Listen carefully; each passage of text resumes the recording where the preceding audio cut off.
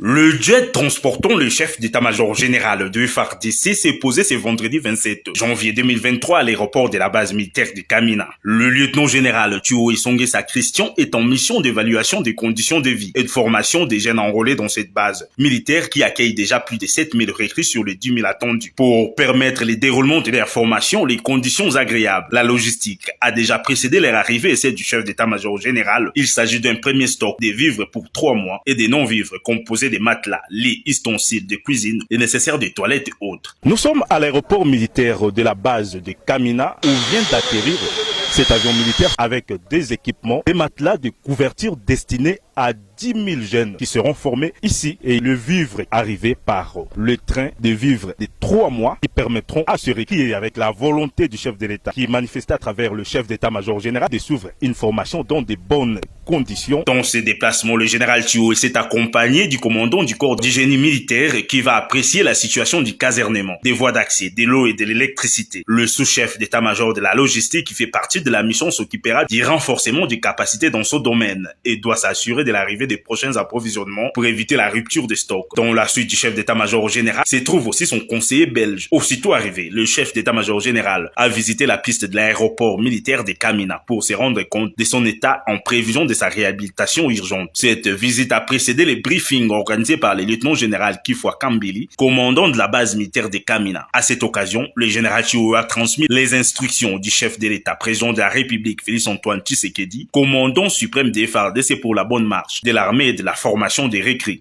Je voulais vous présenter la vision du commandant suprême. Le commandant suprême veut changer cette armée. Et pour changer cette armée, le commandant suprême compte beaucoup sur les bases militaires, qui tournent à se réhabiliter, qui tournent à s'équiper, parce que le socle même de l'armée, c'est cette formation qui se donne dans la base. J'arrive ici pour évaluer les instructeurs d'abord, grands commandants qui sont ici, et voir comment les orienter dans la vision du commandant suprême. Au jour d'aujourd'hui, il y a ceux-là qui cherchent même à aller rester à Kitona. Et c'est comme ça que les chefs veulent que Kamina base soit aussi transformée. Il a ensuite visité les dépôts de vivres, les centres de santé du centre d'instruction et l'hôpital militaire de Kamina, ainsi que l'école de pilotage de la force aérienne à réfectionner très bientôt. Il a également visité les recrues à qui il a transmis les instructions du commandant suprême et rappelé la discipline qui doit les caractériser.